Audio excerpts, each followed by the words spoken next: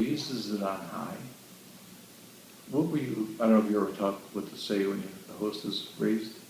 My Lord. Oh, who said that? You told us last week. Very good, remember that much. There's Thomas. Peace be with you, Thomas.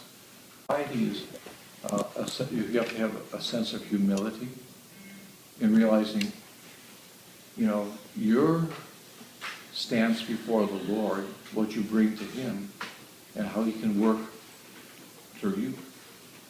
Fundamentally, it's devotion.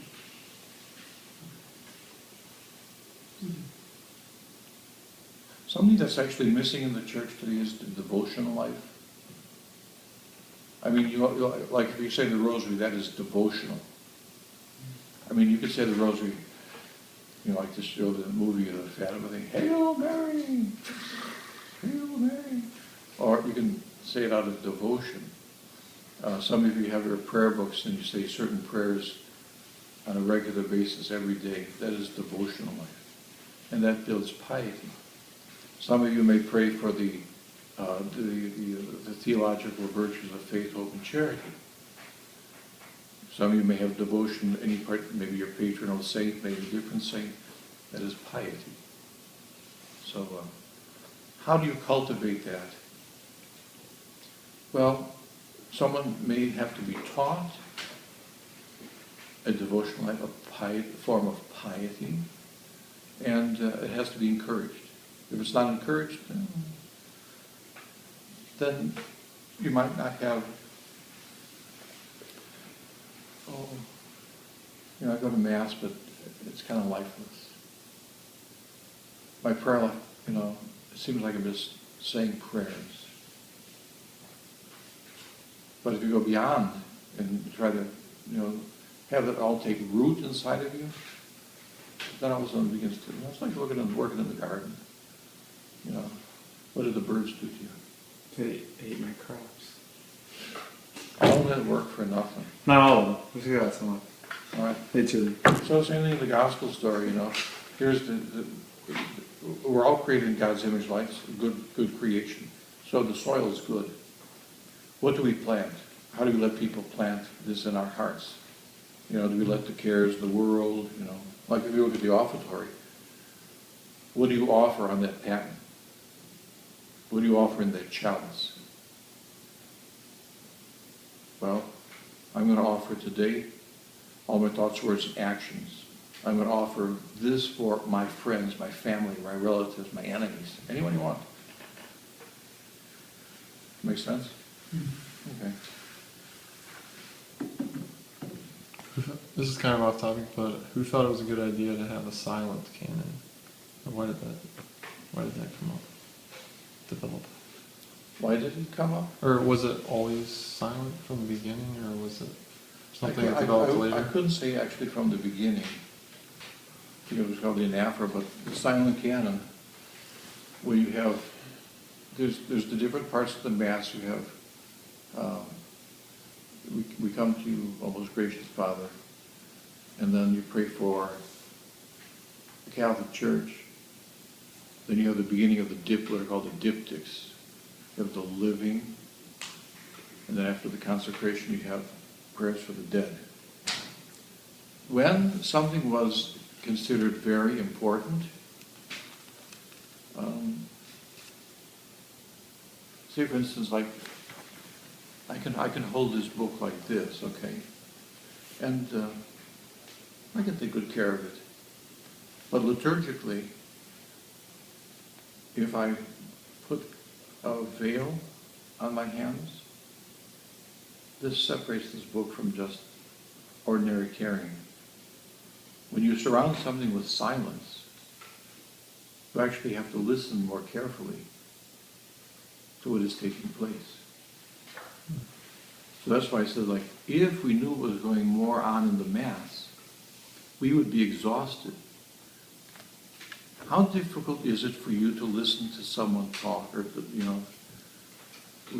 someone's asking for ideas and so on, and some people are thinking so quickly, they cut you off and they say, well, here's what you should really do, and they don't listen.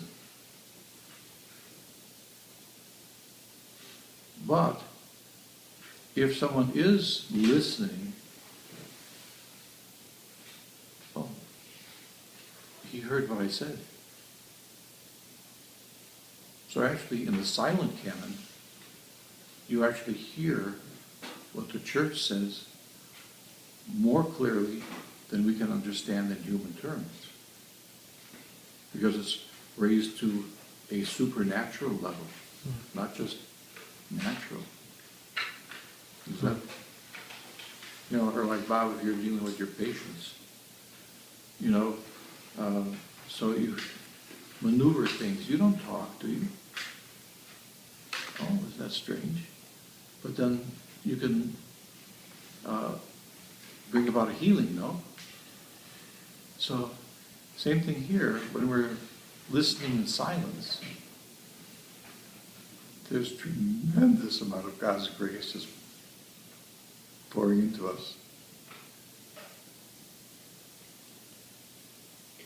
Isn't it also, Father, that the canon was always said in the Western Church, but whatever was needed to be heard was chanted, and so so this part was said, maybe not absolutely silently, but almost audible to the immediate people around the altar. The ones that hear it are the ones closest. Yeah. So there's different voices that the priest uses at the Mass. They actually simplified it. There was the loud voice, that would be the chanting, the singing, or reciting it out loud. There would be the medium voice, which would be like prayers at the foot of the altar, and actually those in the first couple benches or around you can hear those things. And then there's the sotto voce, the silent voice, where those who are like at the altar, they can hear the prayers. And so even like if we're saying Mass privately, we actually have to say the words. I mean, I just can't look at the missal. I can't. Even like for the divine office, if I'm saying this privately, I actually have to say I can't just like scan it with my eyes, because it has to be vocalized. So now there's only the loud tone and the soft tone. There's also something I read from Monsignor Klaus Gammer's book. He discussed that in the first millennium in the East and West, there would be curtains that would be closed at the Holy of Holies of the Mass, at the point of consecration. So no one in the church would ever see the consecration, because visually and I guess it wouldn't be visual and it wouldn't be audible, because it was just a really holy moment in the Holy Liturgy. In the Roman basilicas, if you ever go to Rome, maybe we'll plan a trip to Rome someday. In the Roman basilicas, they have it's called either ciborium or canopy. You can still see the rings on some of them, or the rods, where the curtains would be placed.